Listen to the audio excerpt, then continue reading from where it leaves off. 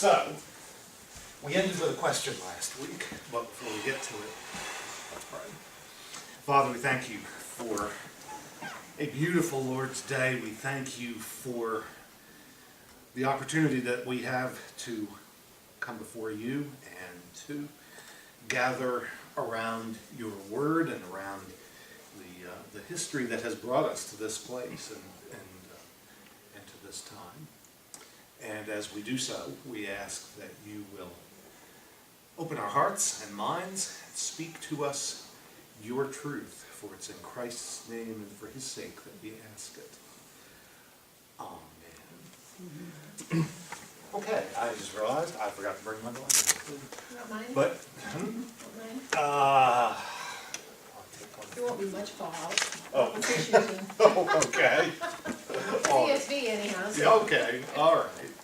Well, so the question last week, anybody remember? Bible, ain't you? Hmm? You got a bigger Bible than that guy. Oh, yeah, no, yeah, Must she's have got more more words books. in it. She's got more books. Yeah, She's got extra ones in here. everybody was just missing them. Now we're going back to the Catholic Church, aren't we? Yeah, that's right, extra books. So what was the question that plagued Luther? What is Luther going to do if he doesn't believe that, if he believes that Mary was not an intercessor? Right. Mm-hmm. Yeah, what is, if Mary's intercession couldn't help him, and his own worthiness was in doubt, then what's that leave him?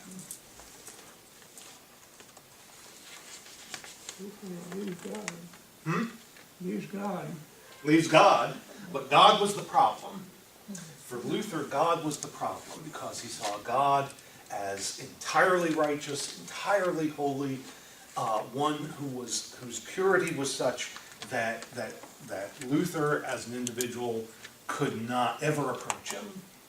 That God could have nothing to do with him, and had obviously condemned him because he had no recourse. It's as though, if you take a look at Romans 3, it's as though when he read Romans 3, he saw himself in the first part of that. Particularly this. We've already charged that all, both Jews and Greeks, are under sin.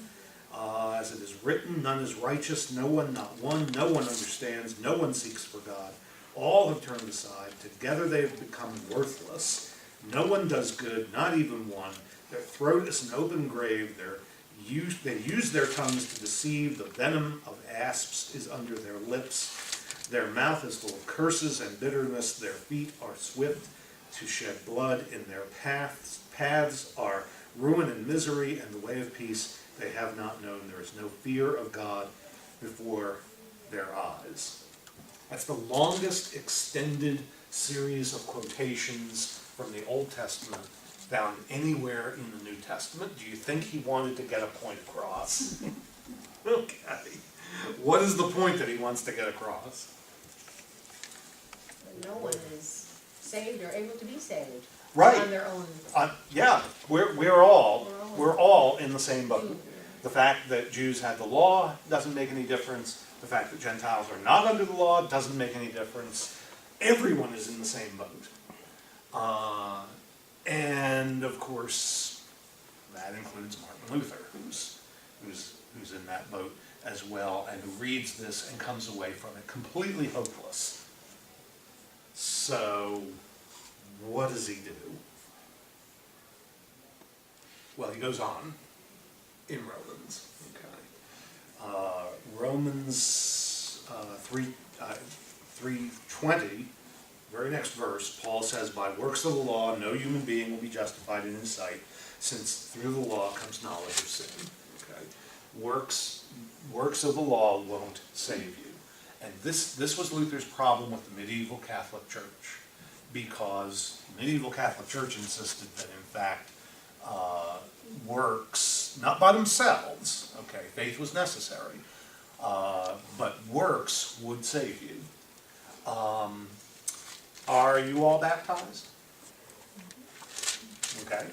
So the Catholic Church in the early 16th century, and today for that matter, would have said your sin was dealt with when you were baptized. That doesn't mean that you don't ever sin afterwards.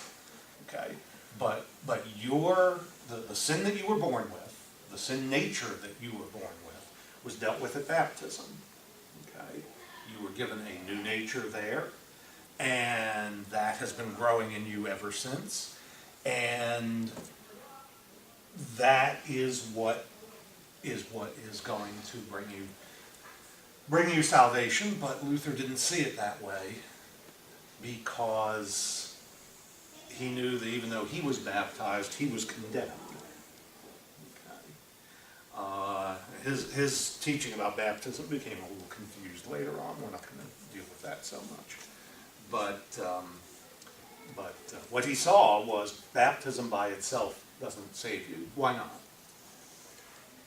What happens after baptism? You sin again. You sin again. Well, if baptism took care of all the sin that happened before then, what do you do with the sin that happens after that? Do you get baptized again? Go to confession. Again and again and again. Right, you go to confession over and over and over, and that's still the answer to sin in Catholicism, is you have to confess. You receive forgiveness from the priest who speaks in the name of God, and then what do you do? See, there's still a problem. There's still a problem. Once you've been forgiven for your sin, you still have to deal with the consequences. Okay? And when I say consequences, I don't just mean if you've hurt another person. Well, obviously you have to deal with that. But you have offended God, and yes, He forgives you, but there's still a penalty to be paid. Okay? How is that penalty dealt with? Nikki? Penance. Yeah. Penance and prayer. Yes, penance, and that involves what? Not a Hail Mary. Well, yeah, I mean, it A whole involves. lot of rosaries. It can involve whatever a priest, who hopefully is a good pastor, determines is an appropriate and helpful penalty. And the old joke, which is funny because so many Catholics know it's true, is that the typical answer after you've confessed and you've received forgiveness, referred to as absolution, you then have your penance, which is 3 Hail Marys and a Our Father. Our Father. Yes, thank you. Okay, 3 Hail Marys and an Our Father. Everything's Bad okay. teenager. Sounds like she learned that. Now, you know all about that stuff. Yeah, no. But that's for minor sin. Okay, that's for what's called venial sin. Okay. Venial sin is, you say a bad word when you stub your toe. For that, 3 Hail Marys and Our Father, that's fine. That's not a big deal. That doesn't offend God all that much. And that's not what Luther was worried about.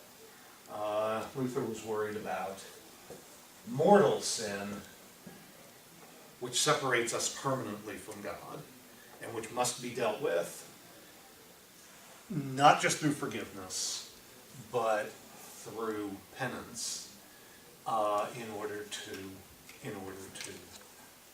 work off the penalty that it incurs. Okay, there's a certain truth to the insight that is expressed in this. When your children do something wrong, do you just say, "Oh, it's no big deal, you're forgiven," or is there a consequence to it? Well, frequently there is a consequence. Okay, if you feel like what they've done is serious enough, there will be a consequence. They have to pay back something. Okay, they have to pay off a debt. When I was, let me see, it was third grade, so I was 8.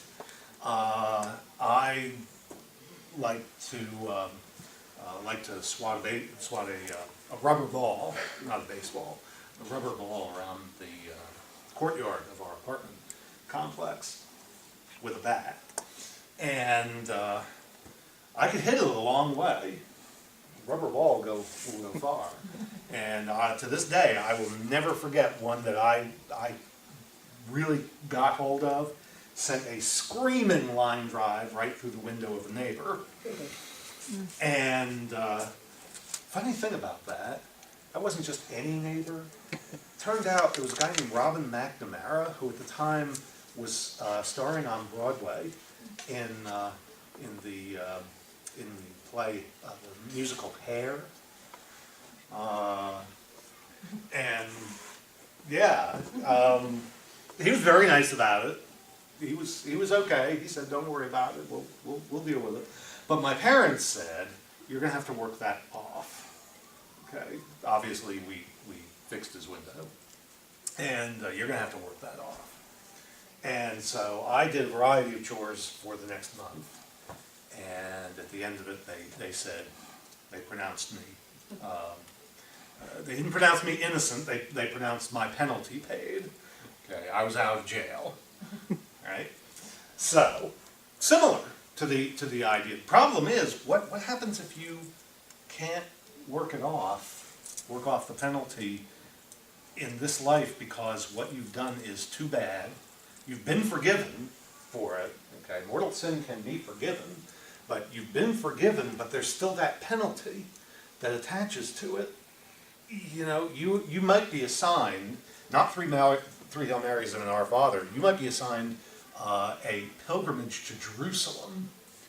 Okay, what you've done is so bad, you're going to have to leave home and family and take an 18-month trip to the Holy Land and go to the Church of the Holy Sepulchre and the Church of the Nativity and every other holy site in Israel in order to work off the debt that you've accrued because of this sin. And what you did is so bad that even that doesn't work it off. So what happens? Are you just out of luck? Do you know what happens? Oh, what happens is you have to continue to work off the debt. Purgatory. Yes, after death. And that's where purgatory comes in. Purgatory is a temporal place. Okay, heaven is eternal, but purgatory is temporal, and you have to spend an amount of time there being purged of your sin. The way it's described, it takes various forms. The way it's described, it sounds like hell that you can get out of. It's not a pleasant experience. It's not meant to be. It's meant to, burn off dross, as the old hymn puts it. Luther looked at that, though, and he said, purgatory's not in Scripture. I mean, purgatory was basically made up, and the reason it was made up was the motivation was good. They were trying to explain what happens to the penalty of sin if you can't work it off in this life. That was a problem. Because they also said, and this is biblical, without holiness, no one can approach God. Okay? And his way of hearing holiness, for that matter, the Catholic Church, they agreed on this. The definition of holiness is entire separation from sin. Okay? So only the sinless go to God. Only the sinless will receive the ultimate vision of God and live for eternity with him in heaven or on earth. So,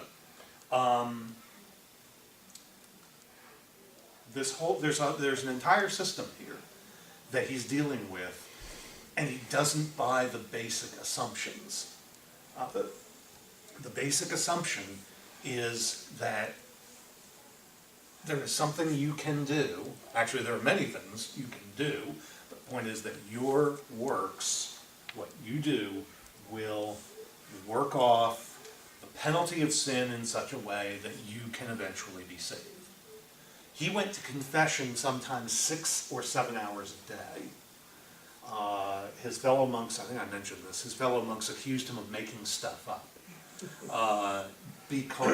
And they were accusing him of a sin in doing so. But, excuse me, the reason they said he did that was because he had such a guilty conscience that he knew there must be stuff that he was missing. So he'd make stuff up just in case, he'd forgotten something. But it didn't help. It didn't help. So where did that leave him? Well, that drove him back to Paul. It drove him back to the first chapter of Paul,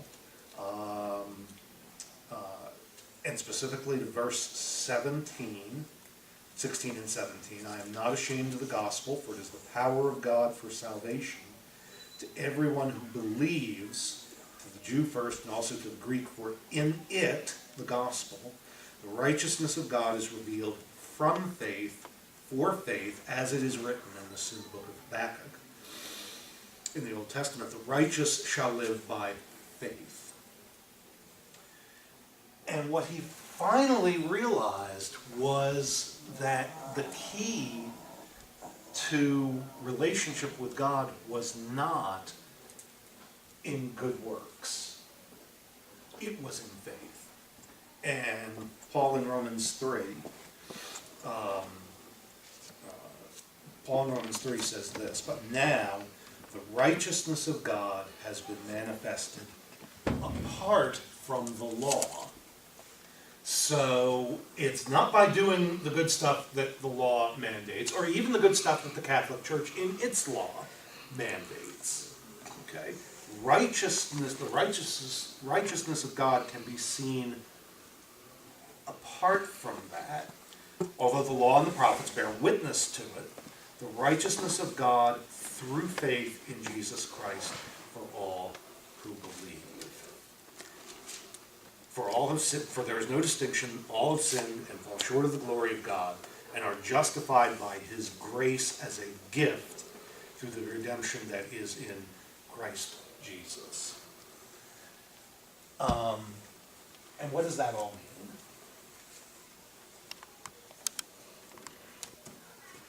Well, faith is a gift from God, and So faith is not something that you do yourself, right? Okay, go ahead.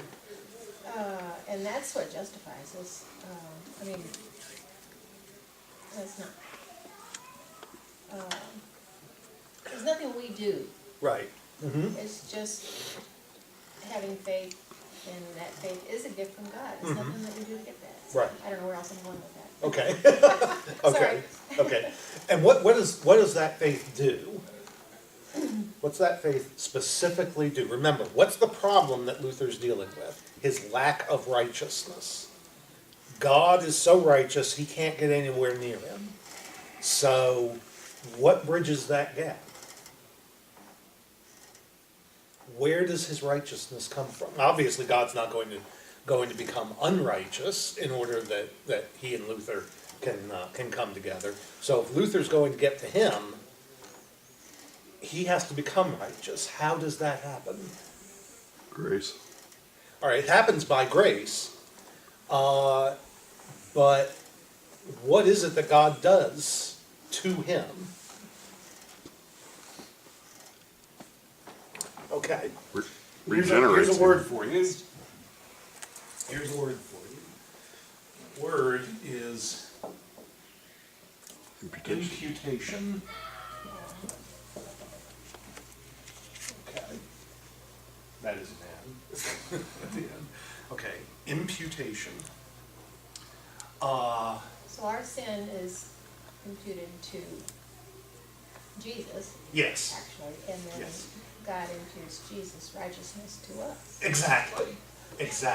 Yes. That's exactly right. That is precisely what Luther realized Paul was saying.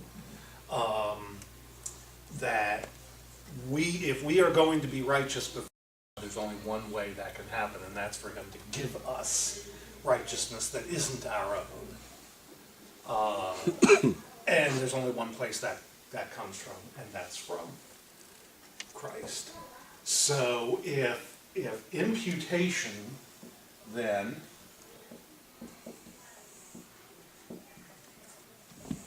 but are we still sinful after that? We're still sinful after that. Okay? So there is more that has to happen, and we'll get to that in a second. But to start the process, okay, this has to come from outside of us, and it is referred to. It's referred to as alien righteousness. Okay, that doesn't mean aliens are involved. Okay, what's the alienness of it? It's not from ourselves. Right, it's not from ourselves. It's not us. We don't create it ourselves. It's alien, which means it comes from somewhere else. That's what an alien is. An illegal alien who comes from Mexico is a person who comes from Mexico. An extraterrestrial is an alien who comes from another planet. Alien righteousness comes from somewhere else. And where was it again? Comes from God. And whose is it? Whose righteousness is it? Jesus. Yes, it's Jesus' righteousness. His righteousness is accounted to us. Luther also connected that to Genesis chapter 15. Let's see.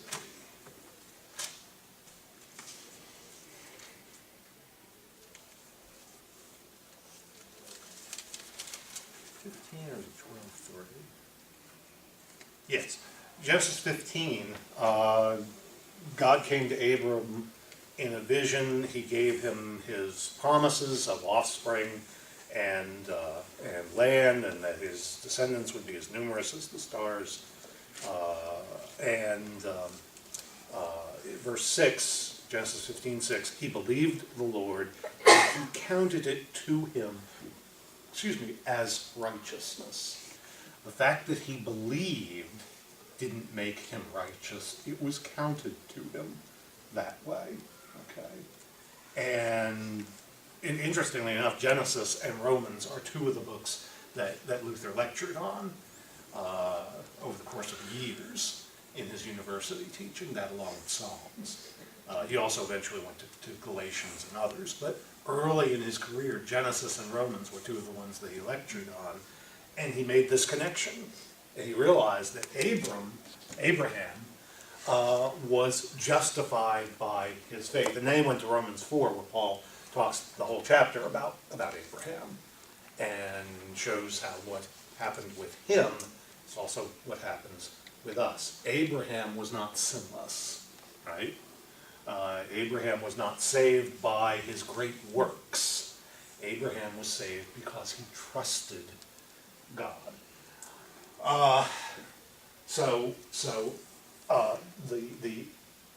The righteousness of Christ is imputed to us.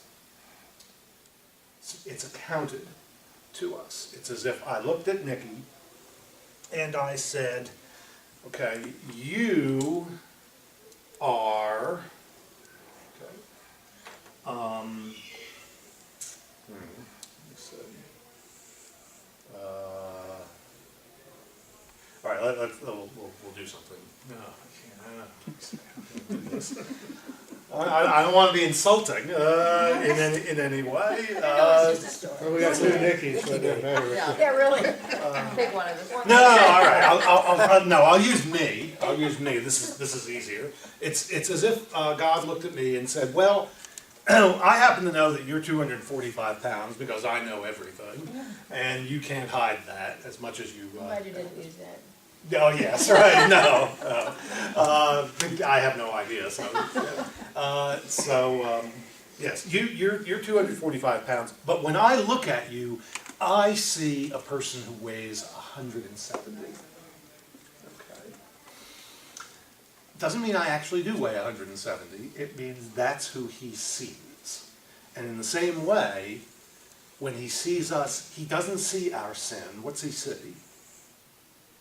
When he looks at us, This is Christ. he His sees own Christ. image. His own image. Yeah, he sees his own image. He sees Christ in us. He sees one who is perfect and sinless. All right. Now, so far, we're dealing with what is sometimes referred to as a legal fiction. Okay. When God looks at me and says, "I see a man who weighs 170 pounds," we know that that's not actual. Okay. Think of, another way you could think of it is people who have been married for 75 years. There are a handful of people who get to that anniversary, but when they look at one another, they don't see one another at 95. They see one another at 25. Right? Okay. And we wouldn't want to say no. You shouldn't. You should only see your wife as old and wrinkly and dried up and pruny. Okay. All right. No, we would say you should see your wife as she was 75 years ago, because for you she will always be that youthful and beautiful and et cetera, et cetera. Okay. It's a romantic notion. Well, with God, he also tells the truth, right? And so he's not saying, well, they're really sinful, but I'm gonna lie about it. You know, when I look at Nikki, I know she's sinful as she can be,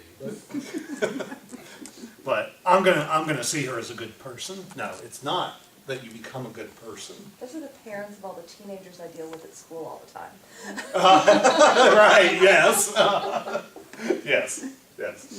This is what a lot of folks don't understand about the idea of imputation. When God looks at you, he doesn't see you as a good person. It's actually what my analogy with regard to my weight doesn't work. He doesn't see you as a good person. All right, here's a better way to put it. When he looks at me, he doesn't see me.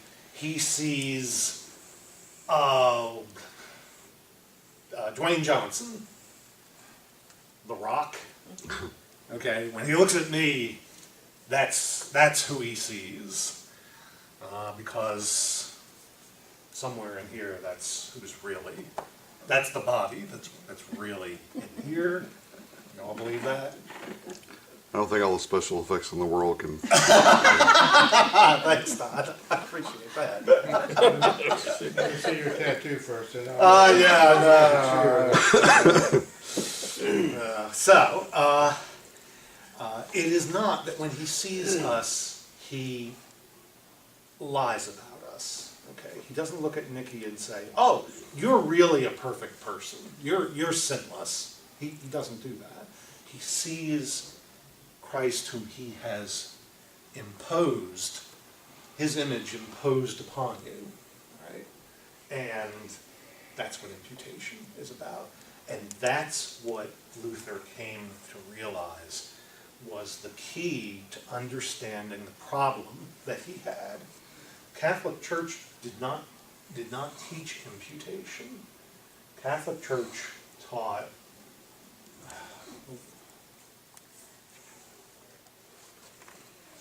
okay.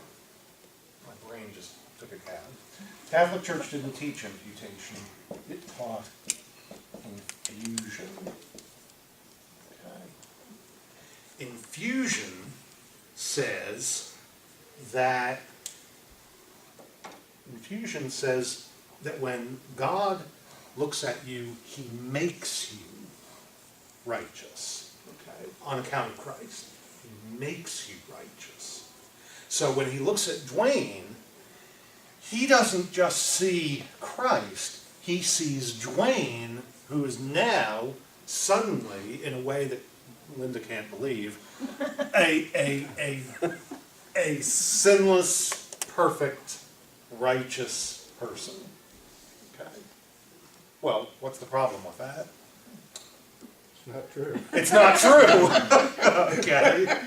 It's not true. Dwayne is not a perfect, righteous, sinless person, and hence you wind up with confession, and hence you wind up with purgatory. Well, what Luther realized was that approach made God a liar. Okay. It said God, and unfortunately a lot of Protestants still don't understand this. All right. When God looks at Dwayne, he doesn't see Dwayne. He sees Christ. If he saw Dwayne, he would turn from him, because Dwayne continues to be a miserable, worm-like sinner. Right? Yeah. Yeah. He will not pick up the socks. Well, I didn't ask for an enumeration. If you'd like to go into more, you're welcome, but no, that's not really what I was getting at. Confession time, huh? Yes, for sure. The problem that Luther saw was that infusion didn't explain how he could still be a sinner. If God has infused his righteousness into Dwayne and made him the kind of person that he can have direct and unmediated contact with, his continued sinfulness doesn't make any sense. Right? And of course Luther had tremendous experience with confession, with absolution, with penance. He knew what it was supposed to do, and he also knew that it didn't do it. Even after confession, even after absolution, even after penance, he knew he was still a sinner. He went back to Romans 3, and Paul pointing out, we are all sinners. Not that we all do sinful things. Okay? That's a crucial difference. It's not that Linda does sinful things, though she does. Right? Sure. Yeah. Gotta give him a chance too. Would you care to tell us any? No. She nags her husband. Okay. About her son.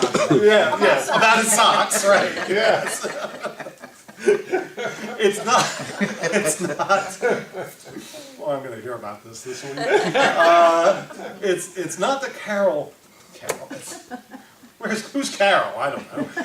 He's He's next door, that's right. It's not that Linda does sinful things, it's that Linda is a sinner.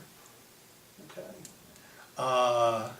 The fact that I don't speak Polish doesn't change the fact that I'm of Polish ancestry. That's part of who I am. That's part of my nature, right?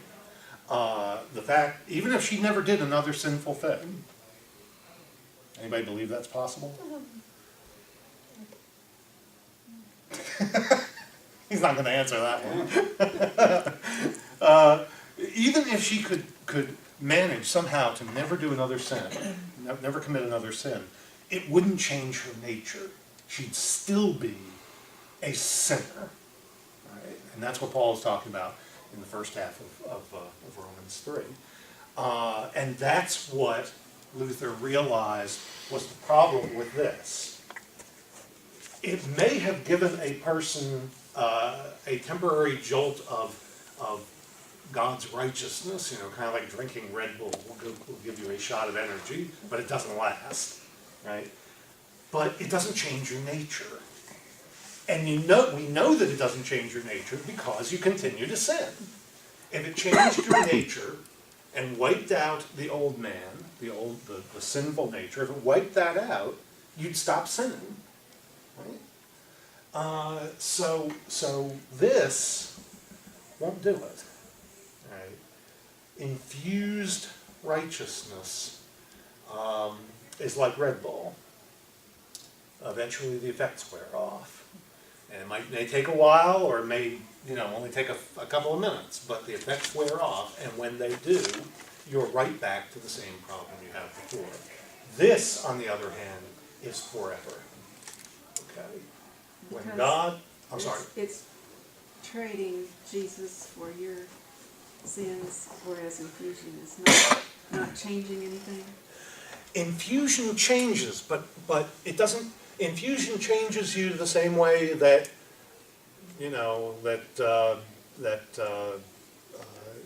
eating ice cream does. It may give you a little bit of temporary energy, and then it leaves you fat afterwards. It's not that it isn't a benefit, it's that the benefit doesn't last. Imputation is eternal. It is forever the case that when God looks at us, he sees his Son, which means our ability to enter into his presence is permanent. It's not temporary, and it's certainly not dependent upon whether the church says so or not. That was yet another problem that Luther had with this system, is that it was set up in such a way that it allowed human beings to control whether we have access to God or not. If I as a priest decided that Todd was really just too obnoxious for words, and I could not, I just didn't want to deal with him anymore, I could excommunicate him. That wouldn't just mean that he was no longer welcome at the sacrament of Holy Communion. It would mean he was cut off from the means of grace, which meant he would not be able to receive this infusion of righteousness, which means he was cut off from God. He was defused. He was defused, yes. Or he had blown a fuse or something, I'm not sure what exactly. But it would mean that he was no longer, that his way of solving the problem of how does man connect to God would be permanently, if that excommunication was never lifted, would be permanently cut off. And Luther wrote in his work, The Babylonian Captivity of the Church, which is about the papacy, that the whole system had been devised in order to put human beings, Catholic clergy, between God and their people. And by doing that, they can control people. It's one of the reasons that he referred to the papacy as the Antichrist. Because whereas Christ opens the way to God, the papacy closed, medieval papacy, closed the way to God. Do you think he was the only other person thinking these things at this time? No, absolutely not. Okay. He was the one who put it into a more or less systematic form. He's also the one who connected it to real life events, because the indulgence controversy. Have I gone into that? The indulgence controversy. I really should do that. Yeah, I think you did. About paying for, with works, paying for righteous, paying for your worthiness. Yeah, Okay. you did talk about that. Okay, yes. For those who weren't here, real quickly, indulgences were a favor that you could buy, and when I say buy, I mean that literally. You paid money for it, and you would receive a document from the indulgence seller who operated on behalf of the church, and that indulgence would free you from the temporal effects of sin. Okay, you still had to go to confession because you still had to be forgiven, but the effects, the penalties for your sin, would all go away. Okay, so if Nikki finally decided that teenagers were the spawn of Satan and decided to kill hers, That would be a terrible thing, okay? And she would have to go to confession, she would have to be absolved of that. But the penalty for that sin, the spiritual penalty, I mean, she'd still go to jail or be executed. But the spiritual penalty would be wiped out by the indulgence, as would the time in purgatory. Okay, so this was not just for earthly penalty, it was for purgatory's penalty as well. And I mean, it doesn't take any imagination at all to imagine the kind of abuse that could take place. If we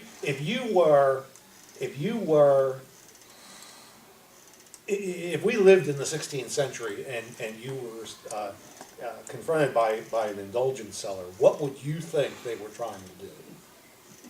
Make money. They were trying to make money. They didn't care about you. They didn't. Your eternal fate didn't matter to them. All that mattered to them was the collection, because they got a cut of it. Kind of like lawyers now. Yeah, kind of like lawyers. Yes, that's right. Or first century tax collectors. There's no lawyers in the room, so that's okay. What? There's no lawyers in the room, so. Oh, okay. So you can get away with that. I used to make those kind of jokes constantly, and I had a couple of lawyers in my Sunday school class back in Northern Virginia. They had good senses of humor, fortunately. Yeah, so they got a cut of it. Indulgence sellers were typically priests or monks who had taken a vow of poverty, but their poverty didn't last long. They'd send the proceeds on to their bishop or onto Rome, and they got to keep a part of it. And so some of them got very wealthy. Well, that's not the way to win friends and influence people. And when Luther essentially said, this is worthless, indulgences are worthless, that's when he became an enemy of the Catholic Church. What was considered his heretical teaching was a problem, but it was when he attacked indulgences that the issue really got noticed. Yeah, exactly. I hate to say that, but and I'm not saying the Catholic Church is necessarily like that now, though there are undoubtedly some Catholic leaders who are, as there are some Protestant leaders who are. But yeah, in his day, he was threatening their very livelihood, in all their plans. The retirement. Yeah, their retirement, right? Yes. So when in 1517 the 95 Theses were